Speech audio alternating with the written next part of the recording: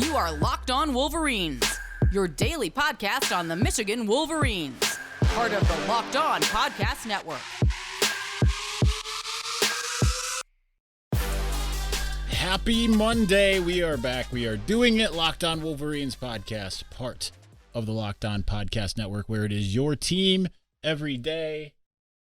Fix the camera here.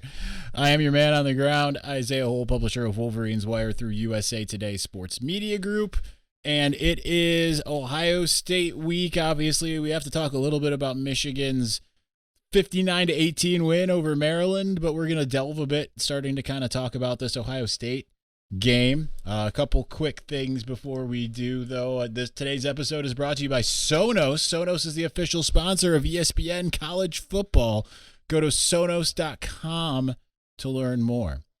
Anyway, so let's get into it. Number one, the other thing I wanted to say is if something looks off, I don't think it does, but something looks off with the visual if you're watching on YouTube. I did drop my camera at the press conference this morning, broke the filter. I can't get the filter off, so I'm staring at a bunch of broken glass. But as far as I can tell, it doesn't affect the picture quality. Or doesn't create anything, but if there's like lines and stuff that I couldn't see just looking at the camera, then we're good to go. I couldn't get it off. Couldn't get it to the camera shop before doing this, so it is what it is. Let's move on. Let's talk about some Michigan football. Michigan with the big 59-18 win over Maryland. It was this weekend went exactly kind of like I said you wanted to see pretty much every facet of the game. Number one, Michigan State lost to Ohio State, and Ohio State won in a giant blowout situation. That's one thing I said I wanted to see happen, because it seems like those years when Ohio State limps into the game, it doesn't work out well for Michigan. So let them have that sense of confidence. And talking to some people on the ground in Maryland, they even keeping them abreast of what was going on in Columbus, they feel pretty good. I mean, that doesn't mean anything necessarily, but it wasn't like a type situation of, oh no. I mean, there was some but from the people who really matter, they seem to be pretty confident that in the kind of things that they're starting to plan for Ohio State. I mean, again, take that for what it's worth. I've told you before about a coach before 2018 who told me we're going to kill him. Didn't exactly turn out that way. And that was a defensive coach, no less. So you take that for what it's worth. But you still don't I'd rather them not be angry and pissed off going into the game. I'd rather they feel like we are firing on all cylinders. On the other end, Michigan fired on all cylinders against Maryland. As I'd been saying, it kind of felt like a dress rehearsal for the game. In talking again to I asked some of the coaches about that again off the record before the Maryland game, and they thought that was an interesting thing. And they're like, yeah, we certainly could see some of the same things, but they really thought that Maryland was going to throw a lot of different things at them that didn't end up happening. Cover zero in particular, they thought they were going to cover zero blitz type, just constantly. Didn't do that. They got their man coverage, usually single high.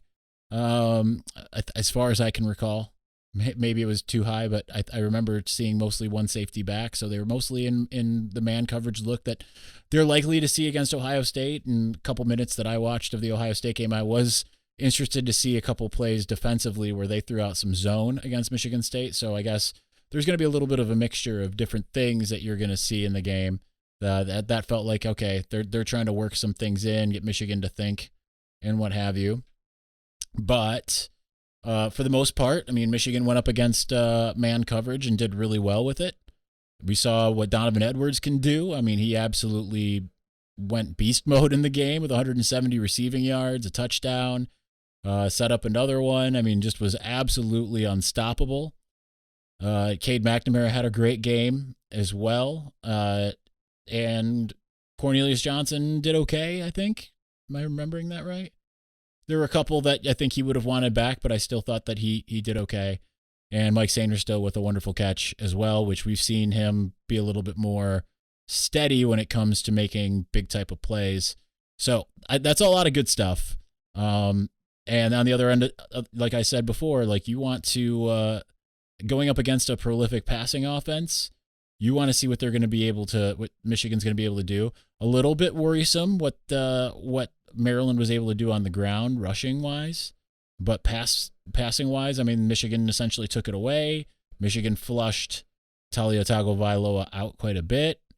So that that tells you, like, all right, they're going to go to a different type of game plan. The fact that Jim Harbaugh, after the game, when I asked him, I said, what did you do to slow down that passing attack? He was like, and I said specifically Talia, and he was like, I don't feel like we really did slow down Talia. But they did, right? They held him to the second lowest yardage of the year.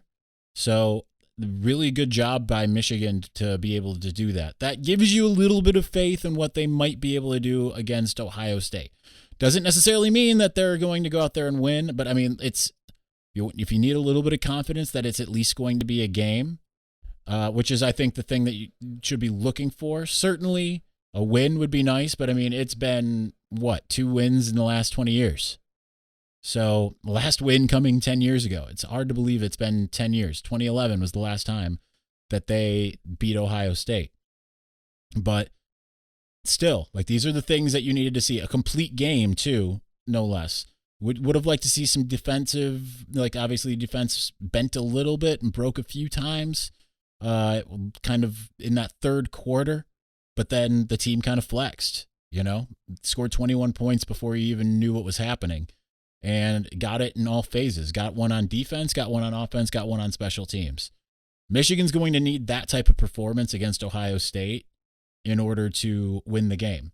Now, starting to look at some of the numbers, starting to look at some of the things with the Buckeyes and what they do well. I mean, it's kind of weird because, like, I haven't done a by the numbers post since the Michigan State game, in which I literally am just putting in the stats and like where the team stands nationally and what that stat is.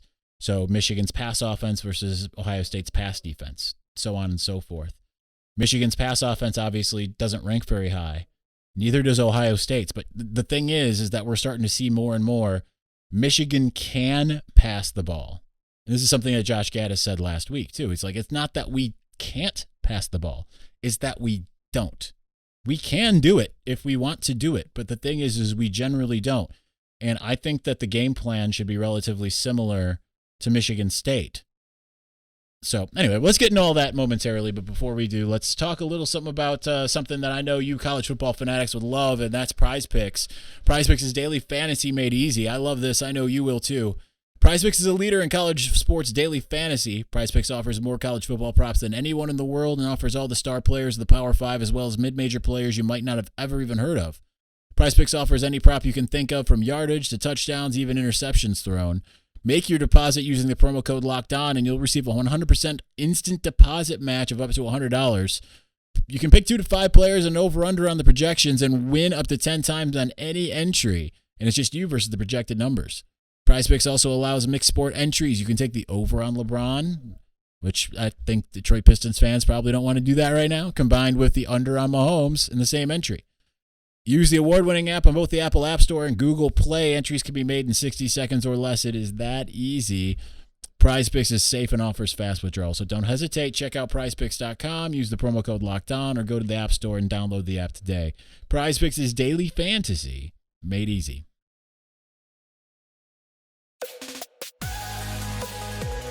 All right, so I started looking at the numbers here for Michigan versus Ohio State. Let me go ahead and just pull them up so that I'm not just sitting there making stuff up and whatever. Hopefully the sound doesn't load on this as I open up my own article.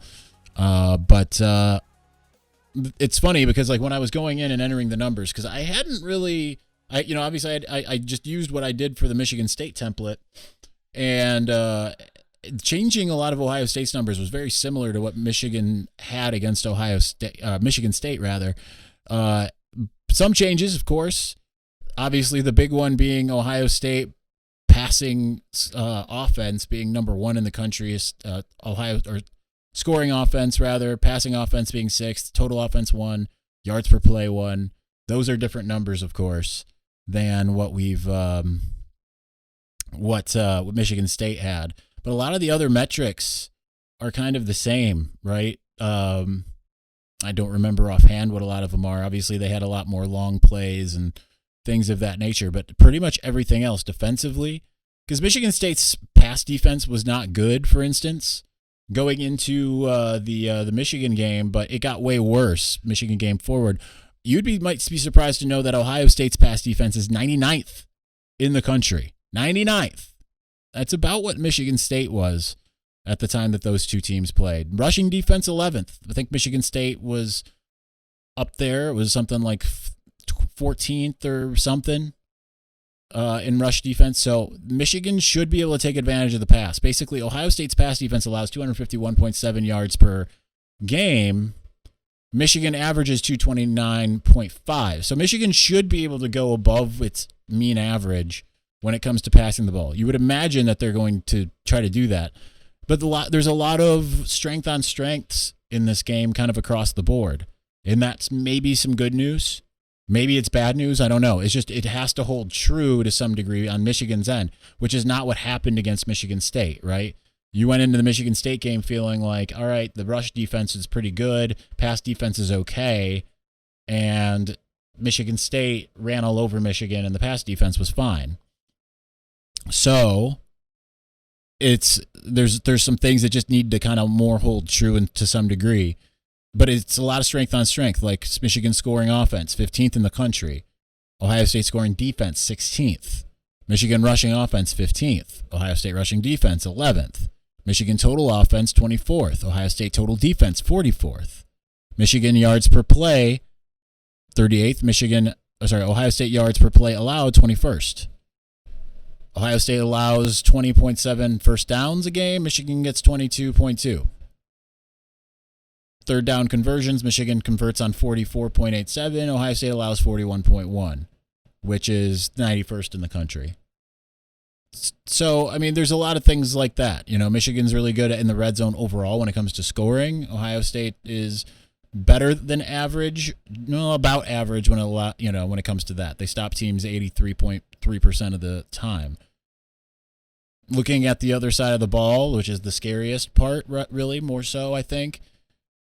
You figure Michigan, you've got Michigan scoring defense 7th to Ohio State's first-ranked scoring offense. Michigan rushing defense 31st. Ohio State rushing offense. Michigan rushing defense 31st. Ohio State rushing offense 31st. Passing defense 8th. Ohio State passing offense 6th. Michigan total defense 10th. Ohio State total offense 1st. Yards per play 10th versus 1st. Opponent first downs 10th versus 3rd. Michigan opponent third down conversion 11th versus 3rd. So it's a lot of stuff like that. So it'll be interesting. And it's certainly, I think special teams can play a factor. I don't know that there's anything there that makes you say, all right, yeah, they're for sure going to get an advantage. Ohio State's good at a couple things. They're really good at kick return. They're 8th in the country as far as that's concerned. They're 5th in the country in field goals. They just missed one last week, which I believe is the only one that they've missed. But Michigan's no slouch in pretty much anything, right? Only thing that doesn't look great is kickoff return allowed. They allow 19 yards. Ohio State gets 15 yards. Other than that, and that's Michigan's actual kickoff return versus what Ohio State allows. That's not what's allowed. Michigan's coverage units are excellent. So those are the things that are interesting. Those are the things that we have to keep an eye on, because Michigan's going to need all phases of the game in order to get this win, which I don't know if they will, right? Like, I'm not predicting that they will, but it kind of feels like if Michigan can play the type of game that Penn State or Nebraska, some of these other teams have played against Ohio State, if it isn't something where it looks like the last two times these two teams have played, then there's a shot, right? I mean, there's certainly a shot. It's a home game. I think that's really important, right? Because we haven't seen the game have big implications and be in Ann Arbor in a while, right? 2015 was close, but because Ohio State lost to Michigan State the week before, Michigan State had clinched, they were going forward. I don't know if they officially clinched, or did they? Yeah, I think they did. They officially clinched the week before by beating Ohio State. So that one was a little bit different. 2016 and 2018, years that Michigan had it on the line, they were on the road. I think Michigan's fixed the glitch, so to speak, in the office space sense of it, in the sense of Don Brown, and all of that type of stuff. I don't think Ryan Day is going to have the beat on Mike McDonald the way that he did Don Brown. That doesn't mean that they won't be able to score and they won't be able to do a lot of things. They might just be, when it comes down to execution and understanding some flaws that might exist in the Michigan defense, or being able to, pull the safeties up or something, or the linebackers up, whichever you want, in a situation where they want to, do play action or something like that. It certainly could change things. But I'm very emboldened by some of the things we've seen from Mike McDonald in recent weeks. So, with that in mind, I mean, this game is, I don't want to say that it's winnable in the sense that I think Michigan will win. I still am predicting a Michigan loss. I'm holding true to that. Ohio State has the best offense in the country. But I think some of the interesting things are, from what I can garner from Pro Football Focus, and we'll talk to Anthony Triche about this tomorrow on Tuesday. It seems like C.J. Stroud hasn't necessarily faced a ton of pressure as far as the time that he has to throw. Seems like he has all day. If Michigan can find a way to generate pressure with Aiden and Ojabo, even if they don't get home, because, like, for instance, I saw some people saying, I think it was on the RCMB, because I went over there for some good old Schadenfreude, saying like, Talia Tagovailoa is just missing open guys. Well, why is that? It's not always just because he was inaccurate. Part of it is because he's forced into being inaccurate, right? Sean Clifford missed, not open, but completely missed Jahan Dotson on the last play against Michigan Penn State. Why is that?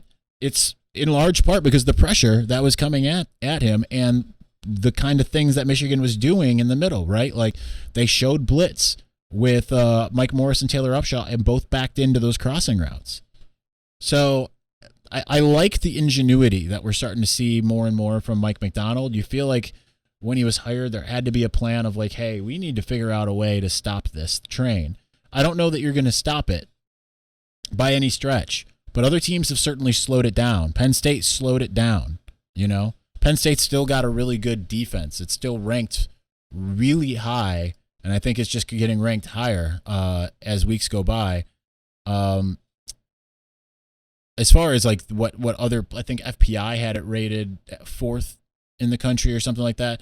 They might not be ranked that high as far as total defense allowed. I mean, Michigan is the third in the conference, behind Wisconsin at 1, Minnesota at 4, then Michigan's there at 10th. Penn State's up to 28th. They were 40th just a couple weeks ago. It's one of those things where some teams have had success in slowing down the Ohio State offense to a degree. And bend, don't break might work a little bit. Might. Not 100% sure. But nonetheless. Now, just again, looking at what I had mistaken for the Ohio State defense last week, their offense, again, not many people have slowed them down. They're going to get 500 yards, just about. That's just what they do. It's pretty much no way to stop that. It's just how much can you mitigate that, right? Penn State had the best performance against them, 466. Nebraska was close, 495. Tulsa had only, granted, C.J. Stroud wasn't playing in that game, but 508. Minnesota had 495 as well, so they tied with Nebraska. If you can get that type of performance, then you give yourself a shot. And the fact that you have an offense that, assuming that Michigan can pass the ball on them, which they should be able to, and you can run enough to keep it honest, then that gives you a shot. The other thing that I think is really important when you look at this game is time of possession. Ohio State does not have a very high time of possession, yet it does obviously what it does offensively, and has the number 1 scoring offense in the country. If Michigan can really, really grind the game down to a halt, take all the time off the clock in the world, and just move the ball slowly and methodically, then that really gives them a chance. That really, really gives them a chance. I don't think I can look up what time of possession was in some of these other games just quickly. But I'm curious to see, like with Penn State and Nebraska, what they were able to do, because Nebraska held Ohio State to 26 points. That's their lowest that they were able to score all season long. Oregon held them to 28. Penn State held them to 33. If you can hold them to or around 30, you give yourself a chance. All right. Let's move on. We're going to continue talking about the game because enough about Maryland and all of that. I can tell you about DC. I mean, I love it there. It's so incredible.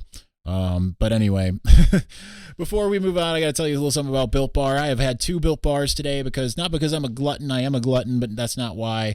But because they are that delicious. If you don't know what it is, it's I was going to say it's a candy bar that tastes like a protein bar. It's the other way around. It's a protein bar that tastes like a candy bar. But I had to because I wanted to use it as my breakfast meal replacement, especially after the gluttony that existed for me in Washington, D.C., and even a little bit yesterday. But nonetheless, the great thing about it is low calorie, low carb, high protein. So I can have 2 of those, 2 Built Bars. I had my coconut brownie chunk today. Yesterday at lunch, I had 1 coconut brownie chunk and 1 peanut butter brownie. And I can feel better than getting a Metrics Big 100 because it's even less calories. I can have 300 calories and like 40 grams essentially of protein just to be able to do that. But I am telling you, because I have put my money where my mouth is, I have 2 boxes that I bought with my own money upstairs. I just used the promo code LOCKED15 at Built.com to get 15% off. Like I always do. I have bought, it has to be somewhere around 30 boxes so far of Built Bar with my own money. Even though they send me samples and sometimes a random box arrives, I'm still like, oh, cool, another box of Built Bar. I'm going to buy more. That's how it goes. So go to Built.com, put in promo code LOCKED15 to get 15% off of your next order of Built Bar.